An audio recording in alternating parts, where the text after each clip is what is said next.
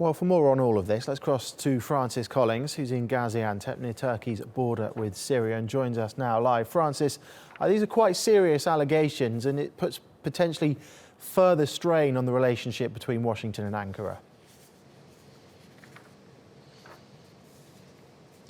Yes, it does, and it's also a relationship that has been far from smooth for quite some time now. Don't forget, both are NATO members. Both are, of course, against the regime of Bashar al-Assad in Syria, but there have been some serious differences.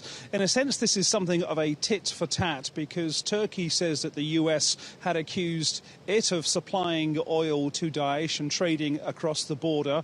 They say the United States apologized for this last month. The US aren't confirming their apology for these allegations, but there's obviously been some toing and froing in diplomatic circles. But at the bottom of this is annoyance that Turkey feels that it is taking on Daesh, certainly in the area to the south of me, just to the south of the Syrian-Turkish border, as part of Operation Euphrates Shield, that they're doing it very much on their own. They're being assisted by the Free Syrian Army, but they have said over the last few days, and it's not a new message, that they think that this is a fight that should be more of an international fight, certainly with boots on the ground. Of course, America is in the air and attacking various targets. There are American forces attacking Daesh in and around Mosul in northern Iraq. Some 500 troops are on the ground, or advisors, as we have to call them these days.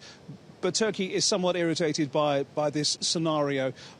And of course, at the bottom of this is that the YPG, who have been very effective in fighting against Daesh in northern Syria, are not regarded by the Americans as a terrorist organisation, whereas Turkey sees them as being directly linked to the PKK, who are regarded by the Americans as a terrorist organisation, as indeed they are by Turkey. So diplomatically, it's very, very confusing, but I think it boils down to the fact there is some irritation within diplomatic circles over the relationship between Turkey and the United States and the fight against Daesh.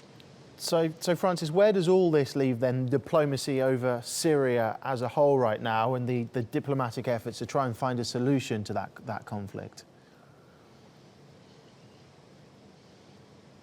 Well, there is going to be a conference in the new year in Kazakhstan, which has been organised by Russia, Iran and Turkey. But President Erdogan also said yesterday that he wanted Qatar and Saudi Arabia to attend those talks, because, of course, there may be talks about trying to settle what is going on the ground, and there is a level of cooperation, and we saw that in some degree with regards to what was going on in Aleppo.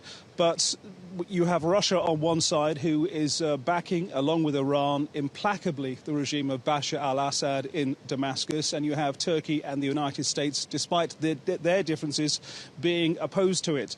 It is interesting, of course, that there's going to be a major summit regarding Syria, regarding this region, and it's going to be without the United States next month. But then again, in barely 3 weeks' time, it's all changed with a new incoming American administration, and quite exactly what their policy towards Turkey and towards this region is somewhat unclear at the moment.